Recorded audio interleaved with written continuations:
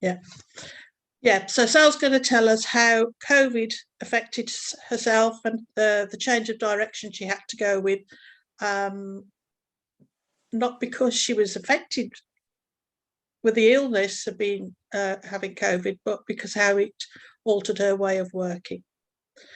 So yeah, there you go. Over to you. I'm going to put everybody on mute, including myself, and carry on, Sal.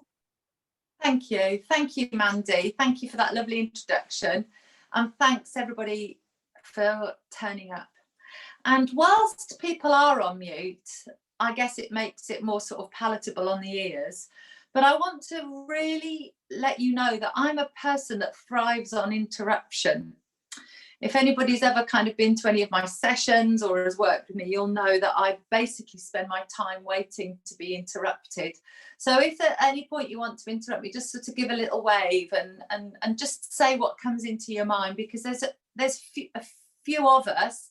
So it's unlikely that an interruption would get out of hand, you know, and it would be because I've conceived this presentation in isolation.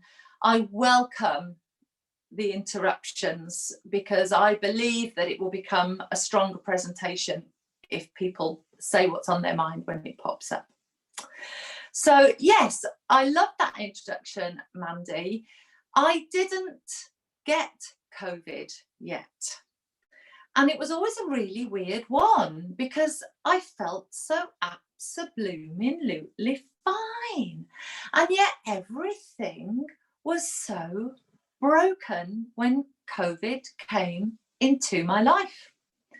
Before COVID, I was working with a fabulous portfolio of community interfaces in which I plied my twaddle, my taradiddles, my verbal arts, the art of having a conversation, the art of exchanging, whether that was through words, spoken or inferred, sung, chanted or invented.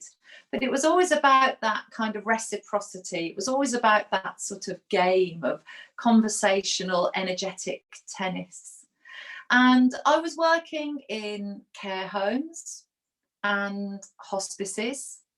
I was working in children's centres and in schools.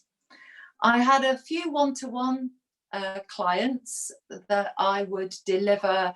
I would go and spend time with musically and story-wise, people who were living isolated anyway because of profound multiple disabilities. And I was able to kind of just communicate on lots of channels. I used to feel a little bit like a radio, and I would go into a space and I would sort of tune. Do you remember when you could tune? As a kid, I was always really fascinated by the tuning dials on a radio, and when you could get halfway between a radio station or half hear something, you know, and it would be a language that maybe you didn't quite understand. And I always kind of used to be a little bit frightened, but also a bit excited and a bit inspired by that. And so my work was really like being one of these radios, half tuned in and then going and kind of listening to a certain radio channel, and then I would move into another setting. So I guess as a person, as a body, I was super exposed to every bug, every cold, every virus going. And I had a pretty strong constitution and just kept on going. So when COVID arrived, it was literally 3 days. And my diary that had been so diverse and so energized and so giving me what I wanted just emptied. And I remember it was a really warm, hot April. And everybody was really excited because they could do their garden.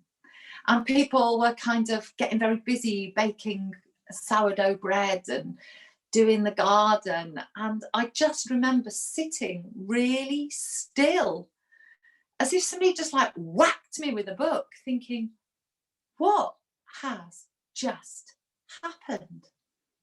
Where did I go? And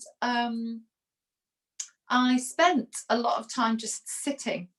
I didn't do the garden. The garden just went crazy. I couldn't face the garden, because the garden that I'd wanted to tend, which was my career and my trusty diary that I used to populate the pages with all these different clients, was empty, and I didn't know what to do. And I did a bit of labouring work. I did a little bit of painting. I went and packed groceries at a local fruit and veg shop, and I loved it.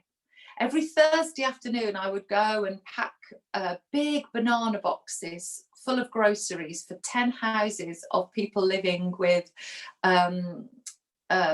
learning disabilities, who would phone an order into this greengrocer's shop, and I would delight in the sheen on the red peppers, and I would count oranges, and I had to wear a little red pinny, and I'd have to count the oranges into the bib of my pinny, and I would love kind of the weight of the carrots and the dust off the potatoes, and I loved the fact that I had to lift these boxes and it was all real and it rolled, and I had to pack dependent on the space of these things, and it was such a dose of healing reality. But it was only on a Thursday afternoon that I went and packed these groceries, and in between times I was clicking onto my screen and I was telling stories, but it was flat, there was no texture. I was not between radio stations. I was having to broadcast Radio Sal, and I was bored with Radio Sal because, of course, I'd been excited when that radio dial was between stations and when new languages emerged. And eventually I went and I became an unregistered vaccinator. So there was a protocol brought out by the NHS when the vaccine was discovered that they weren't going to have enough registered NHS staff to dispense this vaccine. So a protocol was introduced that anybody could be trained up to dispense the vaccine. We could only dispense the vaccine under the signing off of a registered practitioner. So that's what I did. I learned how to do the vaccines, and I think I'm going to just take off this cover and show you that actually the reason that I'm like this, Sandra, is not that I'm snuggled up, it's that I've got my uniform on, because I think I'm just going to perform to you just a slight segment of the show that is Jabs.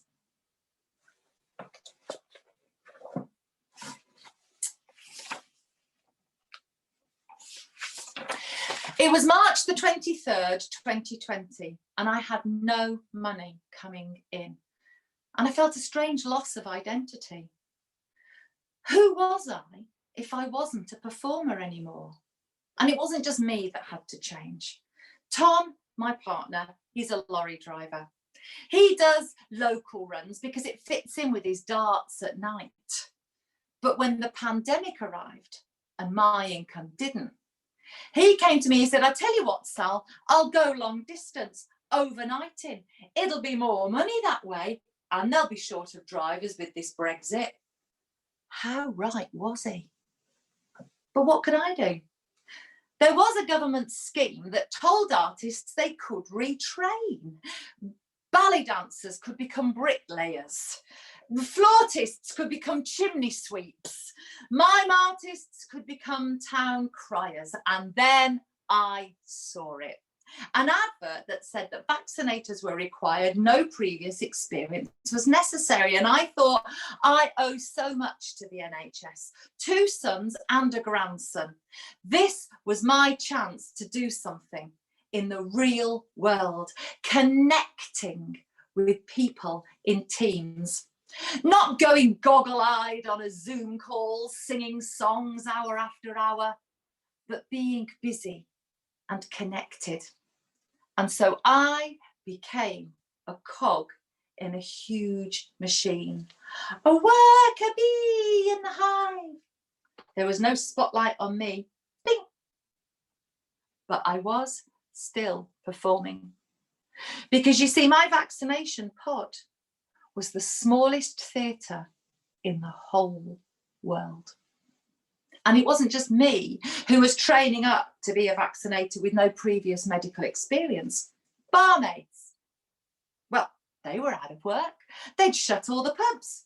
They were really good at reaching up and drawing down liquids. They were good at drawing down the vaccine. Veterinary students, only they were a little bit more accustomed to artificially inseminating a cow. But the funniest of all was the part-time firemen. You don't hang around much if you're a fireman, and there's not much call for precision. But they were really good, and they were quick, and they were strong. And so they came in really handy when we started getting the fainters. And there were quite a few fainters. Porcupine breeders. They were really good. Well, they're used to handling needles. And so that's just one little bit. I'm going to put my cloak back on so that I can become Sal again. And so that's a little bit of my story. And I just wondered has anybody seen Jabs? Yeah. Oh, great. Sandra said she's seen it. Did you? Just Sandra? Yeah, I came to see you at Wellington. Oh, right. Oh, that was a lovely night there, wasn't it? Mm. It was a great audience. There were quite a few vaccinators in that night as well. There were, yes, yeah. Yeah. Good. Oh, I'm glad that you saw it, Sandra. Yeah. I really enjoyed it. It was a good night. Is there a bit that you remember from the play? I think the really sad part, I think that hit the most, I think. But it was lightened with all the comedy as well. So it was So what happened was I went and I did the vaccination shifts. I wasn't a medic at all. Obviously, I'd worked in kind of hospitals. I work for Music in Hospitals, a charity based in Cardiff, and I've often worked in hospices, care homes, and I did a big residency at RSH on the stroke recovery ward. I was there for about 2 or 3 years doing singing therapy on a Thursday morning, which I thought was singing therapy, but actually the occupational therapists had me in for swallowing therapy, which I thought was really interesting because, of course, when you're singing, you're swallowing. And a lot of people recovering from stroke have a problem with swallowing. So drinking and eating becomes a real problem. Whereas if you're flowing with music, then there's this unconscious competence. And so what would be happening is I would be singing, leading sing-songs, and OTs would be kind of ticking off how many times, a certain patient would swallow. And then when they went back to their bed to eat their lunch and were struggling with their kind of eating their food, the OT would say, yeah, but, with Sally, you swallowed 22 times. Look, I counted them. And so people realised that actually they could swallow. And it was being in that flow activity of the singing that enabled that swallow before they sort of problematized it by thinking about it. So yeah, I'd worked in hospitals, but I was never medically trained. So I did the shifts, and as I said in that little piece there, the theatre, the vaccination pod was the smallest theatre in the whole world. And I have worked for many, many years with a friend of mine called Chris Eldon Lee, who we've worked a lot with Three Men and a Bow Tie, which is just kind of like a touring comedy show that tours village halls. But also Chris is a playwright who loves to get contemporary stories and write them up. So he wrote a play called Silhouette. I don't know if anybody saw that, which was all about the underwear factory in Shrewsbury. He also wrote a play about the Atlantic ladies who rowed, the Shropshire women who rowed across the Atlantic Ocean. So I was in that for him. He also wrote a play. I mean, I never thought he could do it, but he wrote a play all about the year that Shrewsbury won It's a Knockout. If you remember, It's a Knockout on the telly. So he actually wrote a play about that. So I knew that Chris had a penchant for writing contemporary stories, and also he loves stories with strong women. I've done a couple of plays with him. One of them was called Shakespeare's Will, that he didn't write, which was all the story of when Anne Hathaway opens Shakespeare's will and discovers what he had left her and what he had left all his fine friends in London.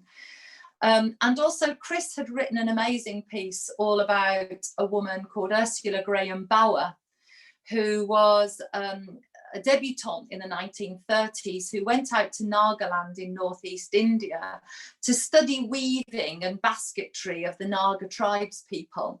And whilst she was there sort of doing her anthropological bit, the Second World War broke out.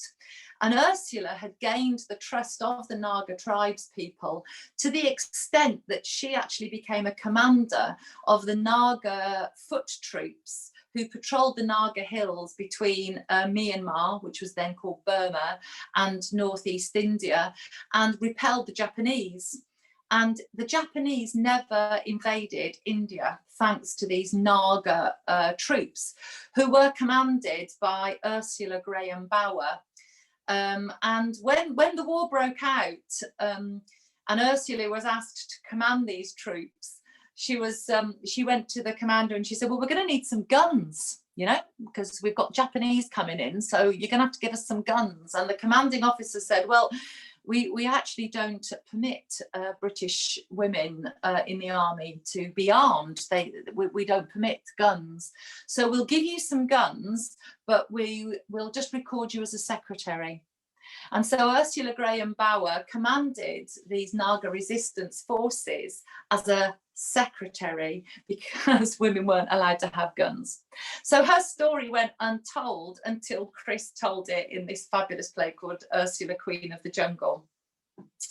And so I'd worked on that. And so when I was working on the vaccination project, and I realised that my pod was the smallest theatre in the whole wide world, and I was hearing all these stories, I was keeping a little notebook in my pocket, you know, and I was kind of writing all these little sort of moments, these excerpts, these kind of things that happened between me and the patients. And I kept texting them to Chris. And I said, there's a play here, Chris, there's a play. And so, bless him, we sat down last June and we wrote the play together in 3 weeks, really quick, just based on me verbatim, just telling him what happened. And very rightly, Sandra identified that there is like a dramatic arc in the story, and I'm not going to spoil it for you, but there is an element of tragedy in the story. And this was where kind of my experience met Chris's craft as a playwright, in that I gave him the raw material, but Chris wove this beautiful narrative arc that turned this situation comedy, which is basically what I'd gone to him with, into a fully rounded play for our time that could kind of involve the heart, really, because it would have been wrong for us to completely take the piss, to completely laugh at this deeply sad time, although there were some really funny moments. And everything that happened in the play absolutely 100% happened. There was nothing that you saw, Sandra, at Wellington that didn't happen. But just like I think Eric Morecambe said about Andre Previn, not necessarily in that order, you know, everything sort of got a little bit reshuffled for dramatic effect. And so it felt like a really good collaboration between myself and Chris. And I think what I also want to say at this point was that the last thing I did before lockdown, when the world was just going weird and we were all going, what actually is happening, you know, and the earth sort of felt a bit wobbly. The very last thing I did was I went on a clowning course. I'm really interested in the role of the clown, and I've always wanted to investigate. I think I am a clown, but I've never really worn the red nose, and I do have a red nose, and they do reckon that the red nose is the smallest mask that you can put on. And for me, when I went in to do these shifts. I didn't wear a red nose, but I wore this Alexandra workwear uniform and I had this badge. And in a way, that was my red nose, that was my costume. And it sort of gave me the role of being this clown in a way. I mean, I had rules and I had a function and I was 100% compliant. I was totally on my process. But I was just able to look at the world in the way that Shakespeare's fools look at the world. And one of my favourite reviews of Jabs likened my performance to Feste. And I was like, yes, you know, because all I was doing was just saying and showing what I saw. And hopefully by not taking the piss too much and finding that tender dramatic arc and acknowledging the tragedy of the times, we created something that was completely rounded. So I'm just going to ask you to have a little look at my clown outfit. And I wonder if you can spot, there's two things wrong with my clown outfit. I wonder if you can spot what they are.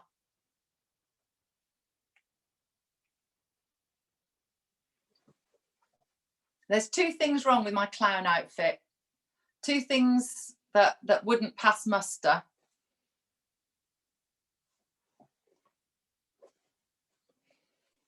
I've got my watch, got my badge. Ah, what are you showing me, Sandra? Yeah. So of course, you know, you would have to have the watch off and you have to be scrubbed. And it was quite hard sometimes on the cold shifts. You mustn't have any sleeves below the elbow. So yeah, so I just wanted to sort of acknowledge that. So if ever you go and get your booster vaccine and your vaccinator is not scrubbed to the elbows, then yeah, you can kind of point that one out. So everything that I saw happened. And I would just want to launch into another part of the script. This was an interlude. It happens in the second act. And I'm just going to have to screw these down. And this is all true. I mainly did shifts in Ludlow and Telford. And what's the difference between Ludlow and Telford? Any ideas?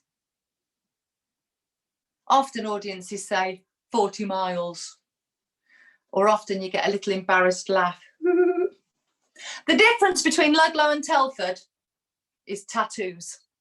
You don't see any tattoos in Ludlow, but Telford, tattoo town. There was this guy and he had such a beautiful deltoid and he came in and he rolled up his sleeve and there on the top of his arm was the most exquisite tattoo of Jesus Christ I had ever seen in my life. A crown of thorns, a pious expression, his eyes looking down. I had never seen anything so beautiful. And I looked at this tattoo and I lined up the needle, and I am here to tell you, viewers, I vaccinated Jesus's left nostril. I have also vaccinated the arse of a hippopotamus, the back end of the Titanic, a dolphin, and a mermaid's belly button, which is a bit weird because if you think about it, mermaids shouldn't have belly buttons. But I'll let you ponder on that one. When you got to Shrewsbury, it was a little bit different. They'd come around that screen and you'd think to yourself, have you got a tattoo or haven't you? You could never quite tell. They'd roll up their sleeves and they'd say, oh, I had it done in Magaluf and God, do I regret it. Or I'd say, nah, who's Sharon? And they'd say, don't ask. But there was this guy and he comes in and he rolls up his sleeve and there, staring out of me, is a face that I recognised. I knew it, this face, from the telly. Glasses and a baseball cap and a big toothy grin and a little beard. I thought, oh yeah, it was Jurgen Klopp, the Liverpool football manager. And I pointed to his Jurgen Klopp and I said, your Jurgen Klopp is in exactly the same place as the Jesus I vaccinated in Telford last week. And the chap sat down and he said to me, "We waited a long time for him." And I thought, well, they said exactly the same thing about Jesus, didn't they? I went on to vaccinate 3 more Jurgen Klopps that week. No word of a lie. And people had images tattooed on their bodies. There was one woman and she had flowers going all the way up her arm. The colours were exquisite. And she said it reminded her of when she used to go and stay at her granny's house and pick flowers in the garden. And that's why she'd had the artwork done. There were people who had clocks tattooed on their arm with the time at which their child was born.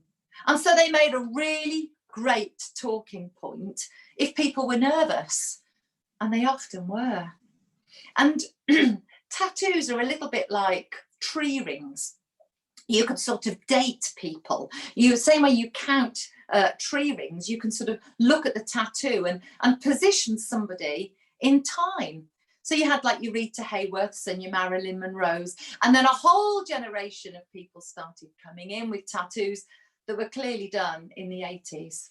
There was this one guy, and he had on his forearm here this fantastic face of Phil Oakey from the Human League. He had kind of the new romantic fringe all down over one eye and sort of kind of sunken in cheeks like that. And I went, whoa, look at that. And he went, oh yeah, I really regret it. I said, but yeah, it's part of who you are. It's part of your era. And he went, yeah, but I've got another one on my back. And I said, oh, have you? Can I have a look at that? And he said, no. Oh God, you're not seeing that one. And I never did see the tattoo on his back. And so that's another little bit. And all of those stories are absolutely true. I saw every single one of those tattoos and multiple Jurgen Klopps, lots of Jesuses. And I just wanted to throw the floor open to see, have any of you not got tattoos? No tattoos? I have. I've got 4. Oh, Andy! Yeah, I've got 4. Are you going to tell us about them? This Or one, of them? this one on my arm. Oh, wow. It's a butterfly and forget-me-nots and some moon and stars. And I got that because the butterfly was me, because I had a bit of a transformation in my 20s. And so I got that because the butterfly symbolises transformation. Yeah. And the 2 forget-me-nots are, one was for my dad because my dad had not long died, and one was for my gran because she'd not long died either. And the moon and stars, they just represented my pagan lifestyle. Beautiful. On my back, I've got 2 on my back, which I'm not going to show you. The one again is to do with with like transformation, but it's of a phoenix coming out of her heart. It's quite a contemporary look. It's not coloured. It's just black lines, and it's just like an impressionist view, really, of this phoenix rising out of this heart. And it was all part of this, what happened, this thing that happened to me, and how I became a stronger person, and how I transformed. Wow. And the other one is a Celtic one with the raven and the moon and that thing. And then this one, this one here on my wrist, is just like a swirly pattern, but in there are initials, people's name initials that make up that swirly pattern. And these are people that are very, very dear to me. I've got their initials to make up that. Right. So that's the story of my tattoos. It was amazing the amount of stories that I did encounter. Yeah. it quite surprised me how people, and also we often feel, you know, as a storyteller, as a twaddlemonger, as a peddler of taradiddles and all of the rest of it, sometimes people think that storytelling is a little bit of an old sort of art that needs reviving. But actually, you only have to look at tattoos and realize that people are kind of telling their stories and saving their stories so much. And Yeah. capacity for people to tell their story very quickly in a vaccine pod in like a 3-minute encounter was just really heartening, you know? Yeah, it is. I love tattoos. I do like tattoos. Yeah, it's really switched me onto them. I haven't, I'm a little bit scared. I've always wanted to have a great big fishy mermaid and I wouldn't do it. But my son is kind of a real tattoo collector. So I want him to have a mermaid tattooed on him. And every so often I go, oh, let me have a look at my mermaid. And he just and I go, oh, that's great, you know. So yeah, he wears the for me.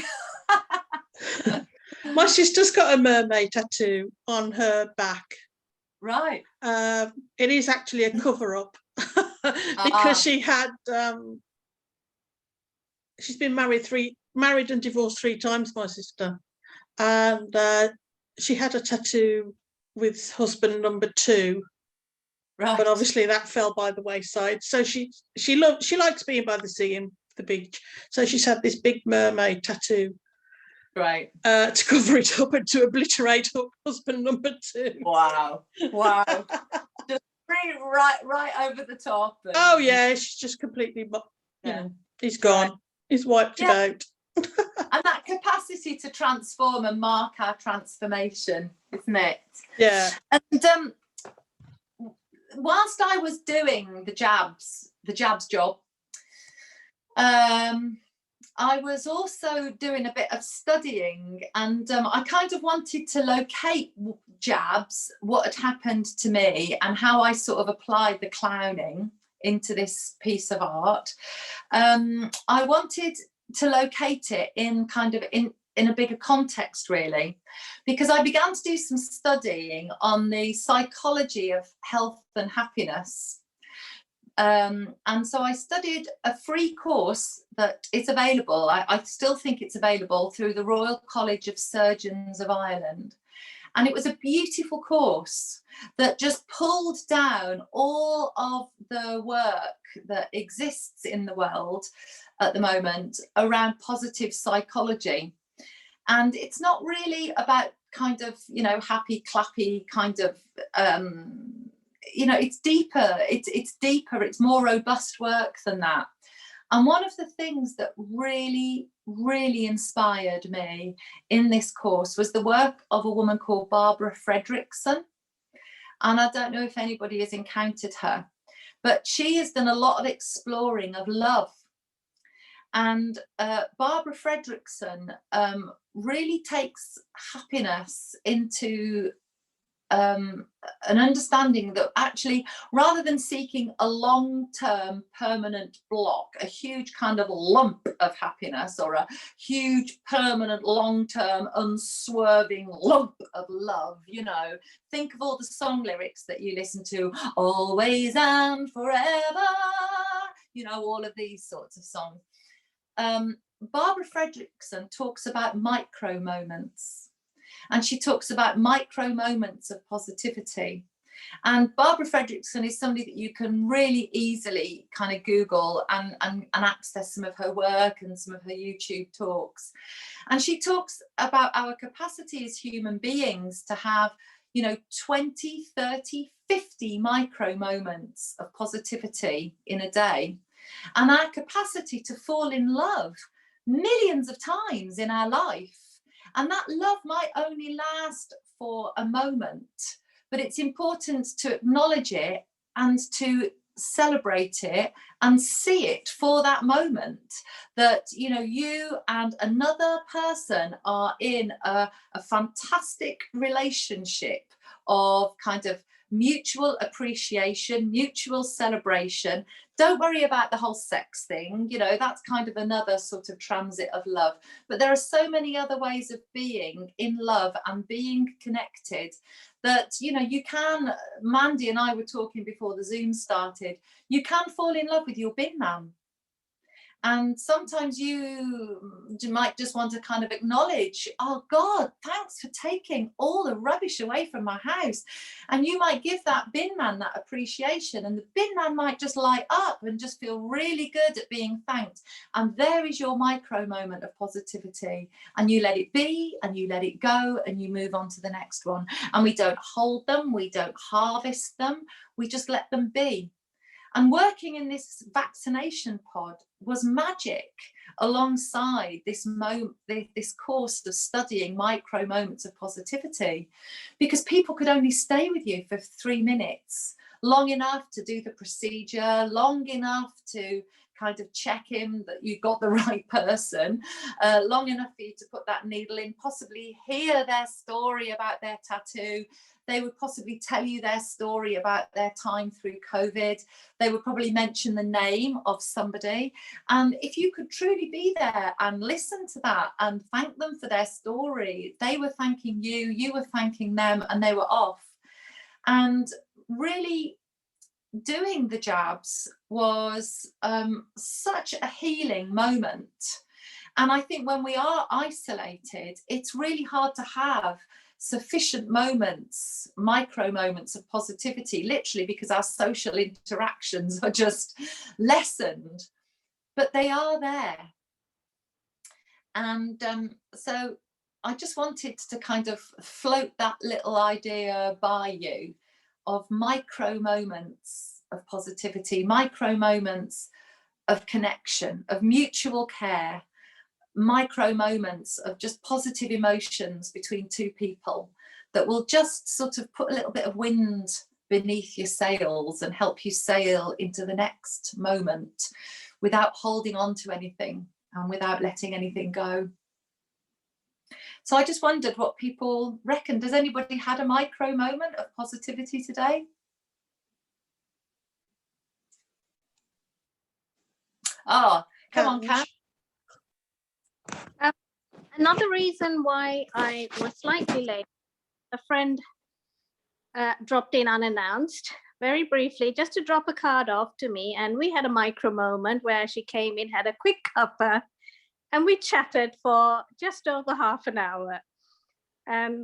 So I was a little bit late, but on the other hand, it was just perfect. You know, we touched base, we connected. I hadn't seen her in a long time, and it was just enough. Like you said, it just put that little bit of wind in my sails. And just to have someone you trust say, you know what, Khan, you'll be fine. You'll nail this one in your time. And those are the things that, to me, what friendship is about. Yeah. You know, need a little lift. There's always someone who just says the right words. And it's a mutual thing, you know. Yeah. That was my little mind today. Fantastic. Yeah, I'm really happy about that. And it is just, I think sometimes what I've felt about in these COVID times is that we haven't necessarily, you know, the Welsh have got that word hireth. And apparently it's untranslatable. Unless you're Welsh, you actually don't quite know. It's that sort of sense of home and belonging and connection and safety, and it's just it's so nebulous, we sort of can't define it. It's something that you have to be. And as somebody who works with words, a verbal artist, I felt that in these COVID times, we didn't really have enough words to describe how things were. You know, yeah, there was isolation, there was simplicity, there was complexity, there was illness, there was suffering, there was distance, but there was also all the kind of the shades of grey around the edge of those words as well. And it's almost like we're grappling for new words to describe these new sensations and the feelings in between those sort of named blocks, if you like. And and micro moments seems to be a route to kind of defining our times, those times between maybe isolation and contentment, because those two things can happen, as well as isolation and discontentment, you know, and you're neither one thing or the other, you know. Maybe there's a space in between that hasn't quite got a name yet, a micro moment yet to be named, but before we can name it we have to feel it. And so I think that is an interesting idea. As we were saying before, my micro moment was my bin man came today and he did collect my rubbish. And because I have an assisted collection, it's quite stressful thinking, oh God, is he going to remember today that he's actually got to come through the gate and up the path to get my bin? And bless him, every week he does it. And I feel so grateful because I know that I can't go and do it, drag the bin down to the road for him to collect it. So I am thankful every Tuesday when he comes and collects it. And then I told you about my other micro moment was when I was in hospital, about the hairy arse biker with the big plaited beard and the tattoos, who gave me his beard brush because I'd been in the coma. I hadn't brushed my hair for like 5 weeks, I think it was. And it was brand new. He said he hadn't used it, but he was so kind and he gave me this brush. And as I said to you, I will never forget his kindness. For our time together. We were only like together for a few days before he went home, but he was just so kind to me. So yeah, that was another of my special micro moments. It's when they strange, have to touch your heart with them and just sort of just acknowledge that they're there. Yeah, I could cry now. I really could. I'm filling up now thinking about him. Yeah, he was so kind. Beautiful. So yeah. So micro positivity. Yeah.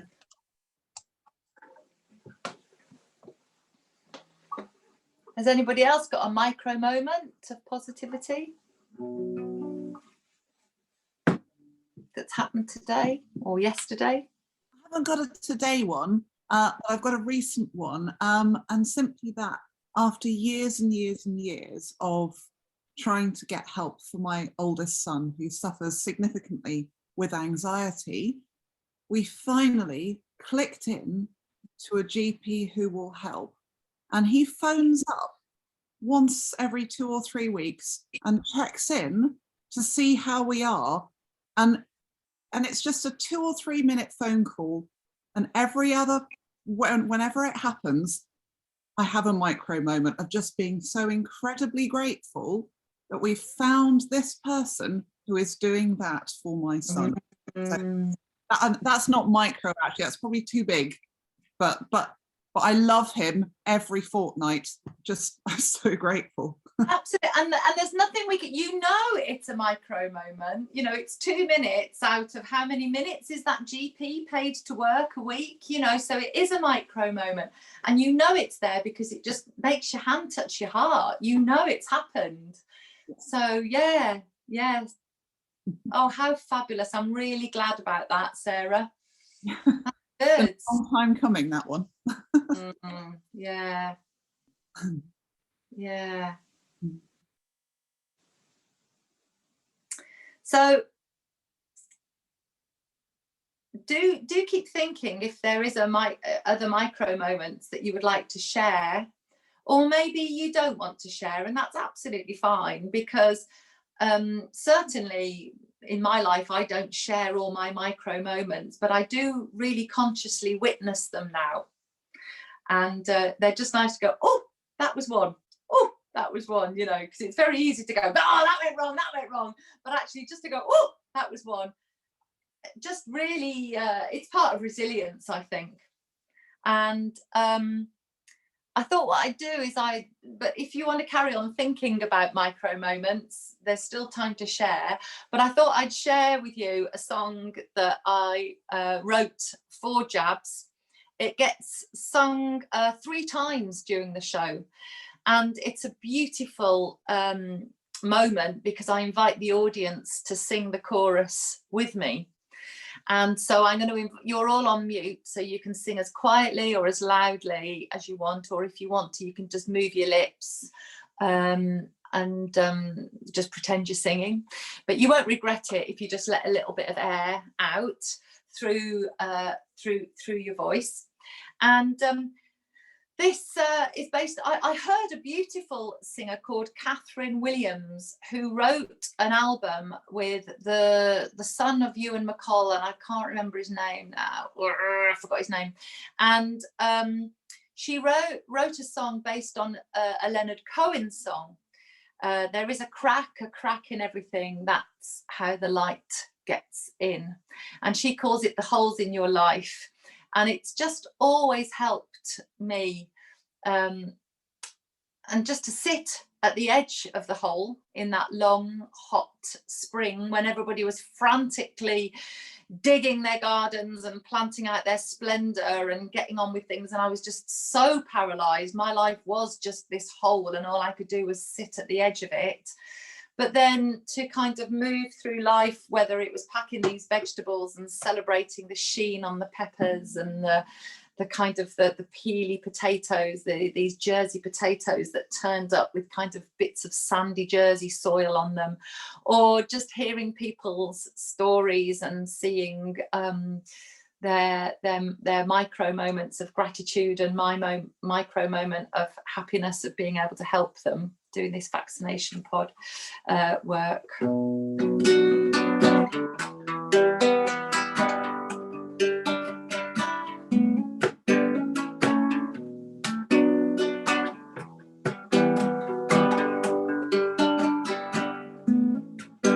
My life was so restricted. In my lonely room, I was trying to make a bob or two, playing tunes on Zoom. I was losing my identity, living in a tune. 'Cause it's the holes in your life that let the light shine through. That's the chorus, sing if you want. It's the holes in your life that let the light shine through. When I started on this journey, I hadn't got a clue, but something deep inside me said, this is the thing to do to help the sad and worried that come into my view. 'Cause it's the holes in your life that let the light shine through. 'Cause it's the holes in your life that let the light shine through. I fulfilled my dream to be part of a team. People are so grateful, they're always thanking me. 'Cause it's the holes in your life that let the light shine through. 'Cause it's the holes in your life that let the light shine through. My life is starting over, and now I can begin. At last I have a purpose, and it's time for me to win. Wake up and smell the coffee and think of where I've been. 'Cause it's the holes in your life that let the light shine in. 'Cause it's the holes in your life that let the light shine in. Let the light shine in, let the light shine in. Oh, let the light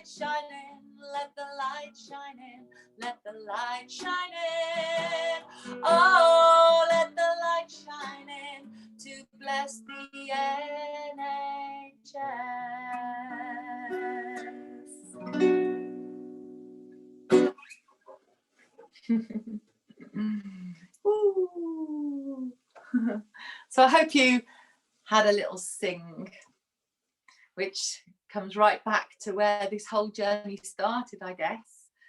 You know, it's about singing together, it's about being together, it's about being able to create together and share those micro moments as we make the journey along our lives, which are our works of art. A bit like John Lennon said, you know, life is what happens while you're making other plans. Maybe life is the piece of art that we're making whilst we're creating other art, you know.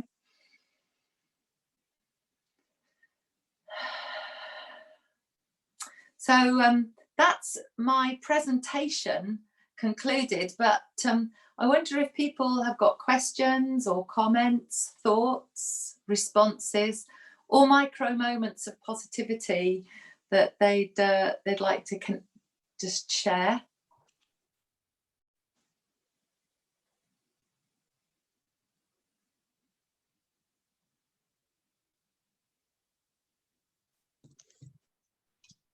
If Scout could share, she's just spent your presentation lying on the sofa next to me, which is illegal. She's just rolled onto her back and is having a belly rub. So it's not quite the same thing. I would call that a micro moment. Yeah, but dogs are really good. Dogs show us the way into micro moments of positivity. They just seek them out, don't they? They just live for them. Yeah. I think that's maybe why we just love our dogs so much, and how nice that Scout's been allowed on the sofa. You know, Auntie Stang. very naughty.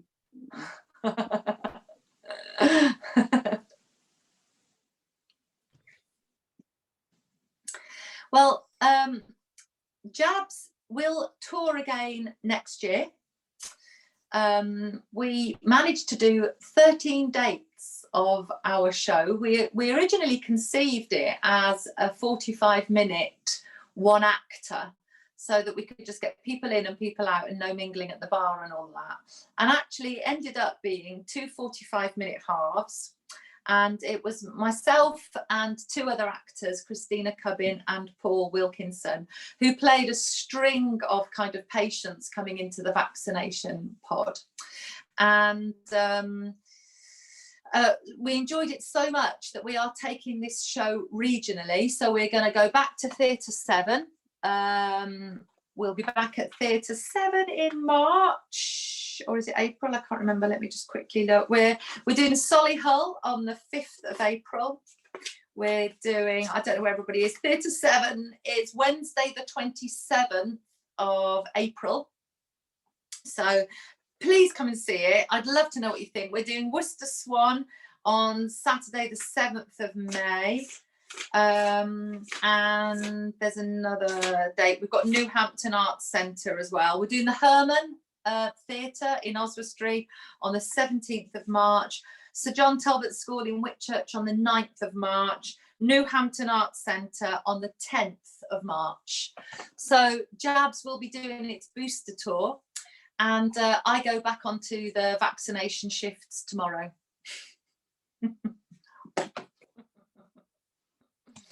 So I don't know if anybody's got a booster booked, but I'm at the Emmanuel tomorrow. I had my booster a few weeks ago, and my vaccinator, she stuck the needle in my arm, and then she took it out and she said, "There's nothing in this. There's nothing in this needle. I'm going to have to stab you again." So it was like, oh. Yeah, there was nothing in it. So the pharmacist was going to be in big trouble. Oh, right. Yeah. Okay. Oh, so you got double vaccinated. I did. I got double boosted. Yeah. I did, yes. But wow. Yeah. Well, yeah, I mean, the procedure is so tight. I can't imagine how that happened. I can't, unless she was drawing her own vaccines from an empty vial. But you see what you're doing. So no, yeah. there was a chap in another room who was obviously the pharmacist, and he was drawing the vials, and she got them in a tray. And she said it wasn't wasn't the first one that she'd had without anything in. Right. And it's really nice because a lot of people have been also messaging me, oh Sally, I saw jabs and then I went for my booster and it was just like it was in the play. I saw you know, so it's just really nice to hold a mirror like the fool does, just holds a mirror up to our time and just says, this is what's happening, guys, you know. And you know, if people are anti-vaxxers, they're cool to come, and you know, I'm neither one thing nor the other, really. You know, it's just kind of, it's a piece of theatre about this time, you know. Personally, I'm vaccinated, but you know, it's a matter of choice for everybody, of course. It is, yeah. Oh, I forgot what I was going to say now. That's my brain gone. We haven't any anti-vaxxers picketing, thank goodness. There was a group at one gig who were a bit there were a line of them, and I was really aware of because we invented a character. I have got a partner who's called Tim, and he became our tour manager because Tim's got a van, and if you've got a van you can be a tour manager. Bless him, Tim's a plasterer and a builder, but he's got a van, so he also becomes a tour manager. So Tim was our tour manager, but we also fictionalized him in the play. He became Tom, a long distance lorry driver, and I have 5 phone calls persuading Tom to get his vaccine. And of course, Tom has kind of Googled everything and watched all the TikToks and thinks that I'm going to be injecting computer chips and changing DNA and putting fetal material, and it's going to kind of make him infertile, and all of these things that are going on. So it's all acknowledged in the play, in conversations with Tom. Yeah. I wish I could remember what I was going to say now. But anyway, you'll switch off the Zoom and then you'll remember it, I will. I'll probably in the middle of the night or something. So that is it. You finished? Are you finished now, Sal? Is that the end of your? Well, that's bit? all I prepared. Yeah. Fabulous. Yeah. So thank you, folks, for turning up and listening to Sal. I thought it was fabulous as always. And we also have to say thank you to the Arts Council for supporting us in this project. And you'll find the link to this video on YouTube on the Creativity After COVID. Well, it's C19. Oh, I remembered what I was going to say now. I tried to share this event on one of the long COVID support groups that I'm in, which is online, and it was declined because it contained the word jabs. Right. And yeah, so they wouldn't let me post it on there. Okay. Yeah. Well, it was in breach of their rules. Oh, okay. The play was recorded, and there is I mean, I never watch any of the DVDs. There is a DVD of the play. I never watch it, but it was recorded when we did it at Theatre 7 back in September. And when we finish this second tour, we will put it up on YouTube. Obviously, we can't put it up until we've done the tour because otherwise it sort of reduces audience. But if the long COVID group might like to watch it because it's light, it's a sitcom. Exactly. I did put in the blurb, what it was all about, but because it was about jabs and the word jabs was there, no, they wouldn't let me post it. Right. Yeah. I mean, it's interesting, isn't it? And where we've become sensitized, and and it's first and foremost, laughter is great medicine. It is because that's one thing they kept saying to me when I was in hospital, that I hadn't lost my sense of humor, and I was really I did make light of every situation because you have to get through, I think. Yeah. You know, Yeah. because it's not nice when someone's wiping your bum. You know, I'm 60 years of age and someone's got to wipe my bum, and it's just like, Yeah, you know, yeah. it's not nice. So you have to make light of it. I think so. It's a way. It is a way of coping. It is. Yeah, and also life itself is funny. It is. When you tell it as it is, it's funny. And then, as I say, you know, like the clown mask is quite interesting, but then putting a uniform on is another mask, you know, and you can step even closer to the funny. And yeah, you need to, I don't want to do too many spoilers on the play, but you know, the everything, you know, there is one scene, there was my first person that I vaccinated. She said, "Oh, can I take a selfie of the need?" She was so my first vaccine. I'm there kind of, you know, trying to line this thing up and get it right, being watched. This woman's doing this selfie and I do it, click. And she went, "Oh, it's blurred. Can we do it again?" So I had to kind of fake the kind of the thing and kind of smile up at that. And, you know, you couldn't make a situation like that up, could you? And life is funny. And having your bum wiped is horrible and funny as well, isn't it? You know, it is, because they use this spray and they squirt you with this spray that's quite cold.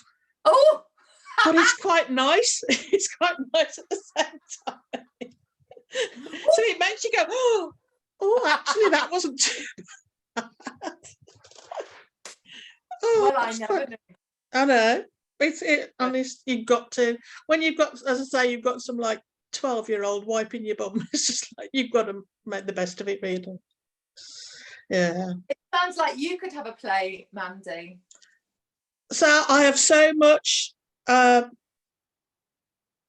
anecdote stuff that I could tell you about having the delusions. Yeah. Everything. I'm actually getting something that's a radio play, actually. The one when I was on this 6-week thing that they do for people who've been in ICU and stuff. One of the other participants, Gary, he was international with his delusions, like I was. Right. He had little Chinese tumbling children. Oh. You know, like you've seen them, they do all these gymnastics stuff. That's what he saw, and they were just like doing all this gymnastics over the X-ray machines, because he'd gone for his X-ray, and he said, "I think you should get those children off the X-ray machine first before you actually do my X-ray." And there were these little Chinese children, but obviously they weren't there. They weren't real. They weren't real. I mean, yeah. Well, as I said, I had Mexicans, Hispanics, Japanese, Costa Rican, West Indian, all these people in my delusions that did not exist. They did not, they weren't real, and they weren't there. And in a time that we couldn't travel. I know. I know. And one of the Japanese doctors brought her dog in, apparently. I could hear this dog like what, not whining, but making the noise that, you know, dogs do, like, and I could hear him breathing and panting, but no, wasn't there, wasn't real. But apparently that is quite a common thing for people who've been in a coma and in ICU. They believe that they can hear or see dogs. Right. Right. Wow. Yeah. So it's a strange time. It really is. It is a strange time. But worth recording. Well, I mean, I'm really glad to have done Jabs, because, you know, in 10 years' time, it will be a story. And as far as I'm aware, it's the only play that's set in a vaccination pod in the country, possibly in the world. I'm not aware of any other plays that have done this. I'm not aware of any other artists who've done this either. And I didn't do it as kind of an art project. I just did it because it seemed the thing to do. And you know, I wasn't ailing, I was kind of well and able, so I just went ahead and did it. But it's kind, we're you know, I think it's important to log these times, and you know, maybe Mandy, even if you can just, I mean, maybe it's tiring to write, but to record this experience that you've had would be a really important kind of, you know, some COVID conversations, just like what we had at the start of this Zoom and in this. So that kind of legacy, because, you know, these times will never happen again. Mandy, maybe you could like a dictaphone type of thing, and just as things occur to you, just say them, and then somebody like Sal can get it put into something that, I mean, it's not an entertainment, it's information. And even the fact that it's coma related opposed to COVID, it's the sort of thing you might find that out after you've had the experience. But if it was something that was available for anybody to watch, then, you know, in the future, you're in that situation, you might understand already. This is true. This is true. You're not feeling really weird before you've actually got to speak to a medical professional. You're aware that this could happen. It's not the sort of thing that is general knowledge, is it? You know, it's some that sort of thing is useful for people to understand. It's an experience and normal things to happen. It is, because you do think you've lost your mind, to be honest. You really do. But it's only when afterwards, when like talking to the psychologist, that they tell you that it's all perfectly normal. Yes. It's all normal. And that's really important to know that. It is. So Sarah's had to pop off now. She's going to go and get her kids from school. So shall we call it a day? Thank you so much, Sal. I've really enjoyed it. You're welcome. Really enjoyed it. To think on with recording this experience somehow. It's unique to you. And it's kind of, you know, if there's one thing that I could say to somebody, you know, do just write it down, even in some scraps, or as Sandra said, on a dictaphone if it's too tiring, because you never know when you can revisit this and make something out of it. Because you posted on your site, didn't you, about that the journalist who wrote the piece about his experience. And everybody, and I think everybody's is so different but the same. You know, the sufferers have experienced that. It's all different but the same process going through it. I think it's one of those things, you know, when we look back now and we say about people's recollections of wartime, of being evacuated or whatever, if it's not written down now, you do forget bits of it, or somebody may not ask you later on, and it's lost then for the whole of anybody to read about it. It's true. I just think it's amazing that I can actually remember all this. Because I don't remember much else, but I can remember all my delusions as clear as anything. Crazy. Okay, we better go, because, you know, life goes on. Thank you so much, Sal. It's been great. Yes, I've really enjoyed it, Sal. Okay, then. Take care. And you. I hope to see you at New Hampton. Oh, yes, do. That's my closest one. Oh, yes, please. Yeah. All right, then. Okay, bye. Bye.